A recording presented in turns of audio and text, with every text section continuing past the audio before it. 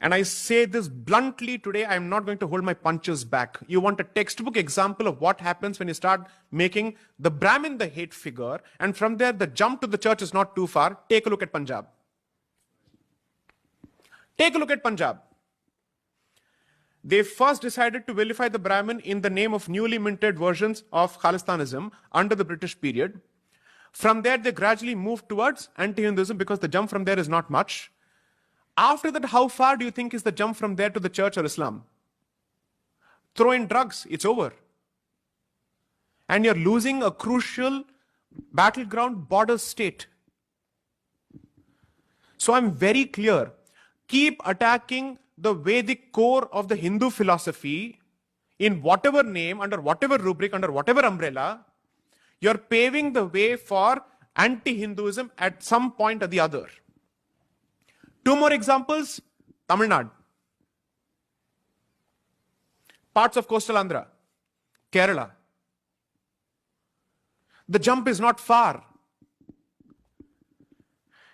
Stop vilifying people. You can't say that I'm going to unify Hinduism by making one group the punching bag of your positions constantly, in the hope that it will unify people by creating a hate figure within. You don't have the guts to create a hate figure outside, therefore you're constantly creating a hate figure within.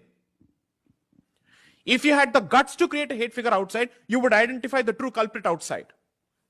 You don't want to do that, because today you're willing to co-opt the jihadi but alienate the Brahmin. That is a conscious choice that some people have made within the Hindutva fold. That is the conscious choice they've made, that we will isolate these groups because we need to accommodate everybody else. What vision is this?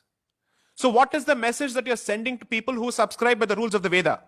Answer that question first, because the Vedic Sanatana Dharma happens to be the core of Hindu Dharma for all practical purposes, the epicenter of this entire ocean that has been created. So what are you telling those institutions? Are you asking us to leave this country? If yes, how different are you from the Naxalwadi, or the Marxistwadi, or the Jihadi? This question needs to be answered. This is the most raging internal debate that needs to be addressed, because this virus has infected our ideology. And the discussion is not happening in the places where it has to happen, because people are taking pot shots sitting in their ivory towers, when the price is actually being paid by people on the ground. You are inciting people against each other on the ground. Go to parts of Uttar Pradesh. The biggest threat to Hinduism, especially in Uttar Pradesh, is going to come from Chandrasekhar Azad. You take it from me. You take it from me. It's going to come from that gentleman.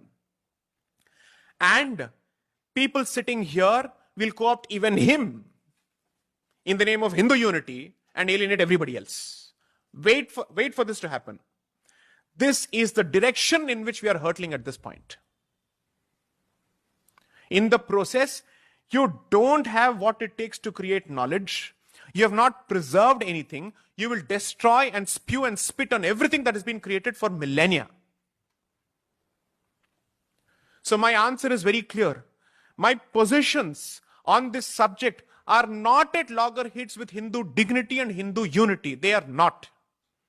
And if you constantly want to use untouchability as the touchstone for every position on Varnashrama Dharma, I'm sorry to say, you must be treated as an insider-outsider, or a mole or a Trojan, which is even worse than the outsider.